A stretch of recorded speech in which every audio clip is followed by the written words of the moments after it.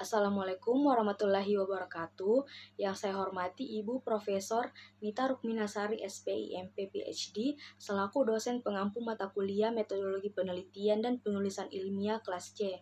Pada kesempatan kali ini saya akan mempresentasikan tugas saya tentang proposal penelitian yang berjudul inventarisasi jenis krustasea kelas Malacostraca yang diperdagangkan di Pangkalan Pendaratan Ikan atau PPI Pautere, Kota Makassar, Sulawesi Selatan. Sebelumnya, izinkan saya memperkenalkan diri.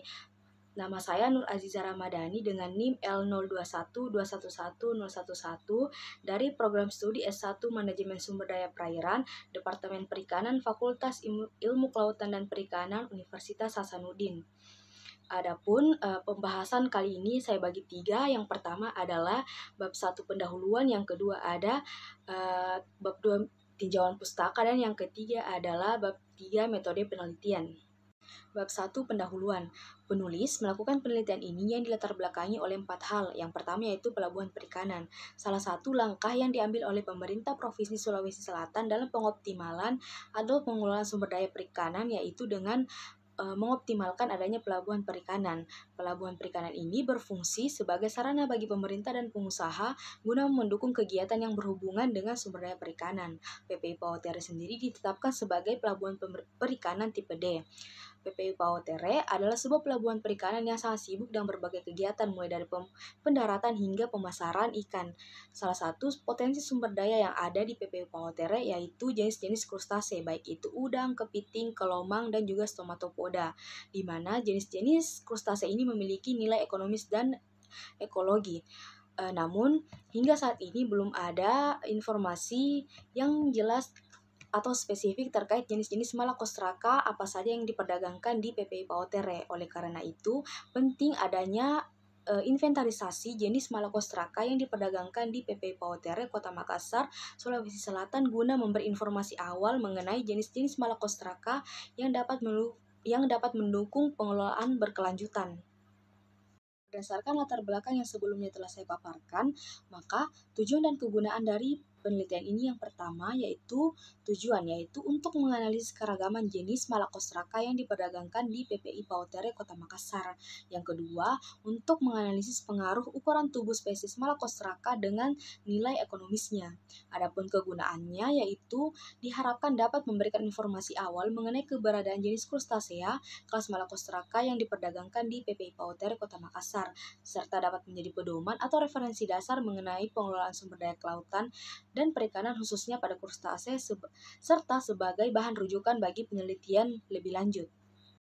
Pokok pembahasan yang kedua yaitu bab 2 tinjauan pustaka. Pada tinjauan pustaka saya membahas 3 hal. Yang pertama yaitu udang.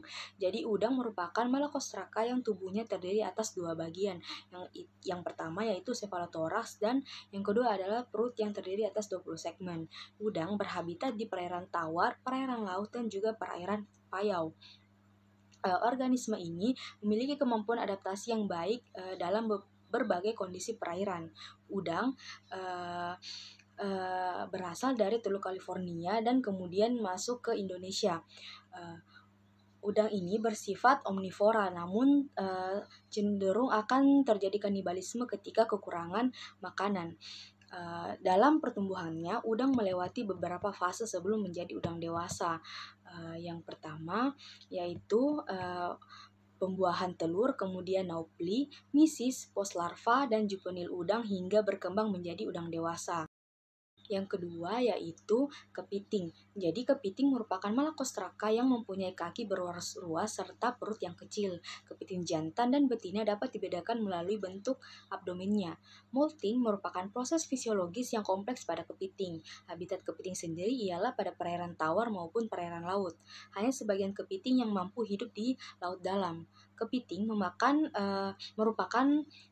jenis pemakan omnivora atau pemakan segala jenis dan juga terkadang kanibalisme ketika berada pada kondisi kekurangan pakan. Sebelum menjadi kepiting dewasa, kepiting terlebih dahulu melalui beberapa fase dalam pertumbuhannya. Yang pertama itu ada stadia zoea, megalopa, stadia crab atau kepiting muda, dan berkembang menjadi kepiting dewasa. Yang ketiga yaitu pangkalan pendaratan ikan atau PPI.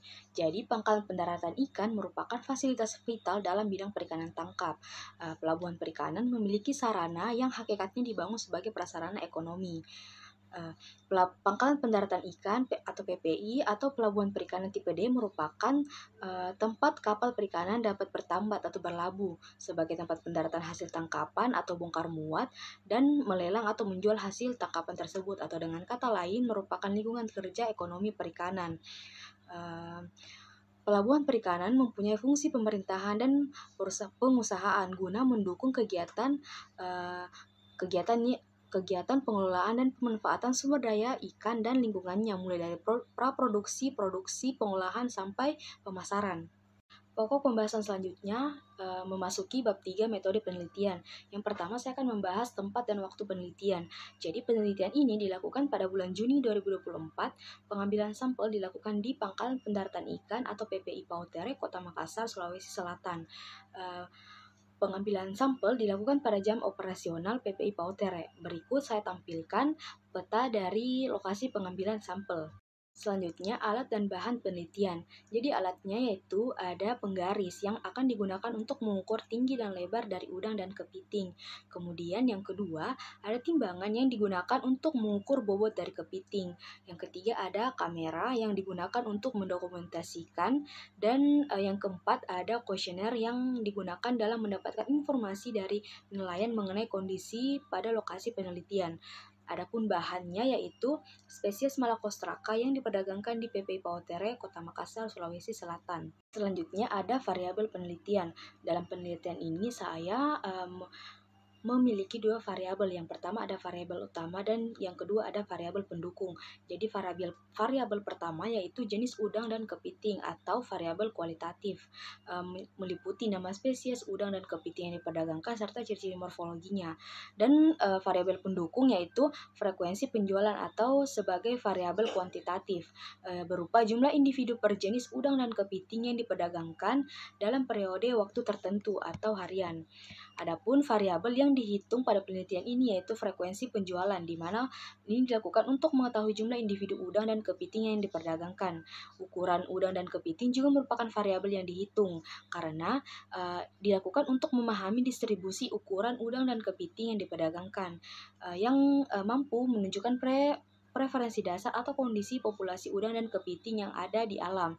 Selain itu, penting untuk mengetahui harga dari udang dan kepiting, untuk menganalisis nilai ekonomi dari setiap jenis udang dan kepiting serta melihat hubungan antara harga dengan jenis ukuran udang dan kepiting. Selanjutnya ada metode sampling atau metode pengumpulan data pada penelitian ini. Pengumpulan data yang menggunakan data primer dengan menggunakan teknik proposif sampling yang diperoleh secara langsung di lapangan dengan mendatangi beberapa pedagang atau nelayan yang menjual udang dan kepiting di PPI Pautere, Makassar, Sulawesi Selatan.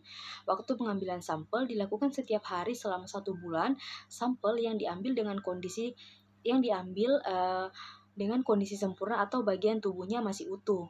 Hasil dari jenis-jenis udang dan kepiting yang didapat diambil untuk diidentifikasi lebih lanjut menurut atau merujuk kepada beberapa referensi. Dalam melakukan proses identifikasi dilakukan berdasarkan ciri-ciri morfologis yang dapat diamati. Pokok pembahasan yang terakhir masih ada dalam bab 3 metode penelitian yaitu analisis data. Jadi, hasil dari penelitian akan dianalisis secara deskriptif berdasarkan dari ciri-ciri morfologi udang dan kepiting yang didapatkan. Maka udang dan kepiting akan dikelompokkan dalam kelompok yang memiliki ciri-ciri morfologis yang sama setelah dilakukan identifikasi. Demikian presentasi saya tentang proposal penelitian yang berjudul Inventarisasi Jenis Krustasea kelas Malacostraca yang diperdagangkan di PPI Pautere, Kota Makassar, Sulawesi Selatan. Akhir kata, saya memohon maaf apabila ada kekurangan dalam penyampaian saya. Saya akhiri, wassalamualaikum warahmatullahi wabarakatuh.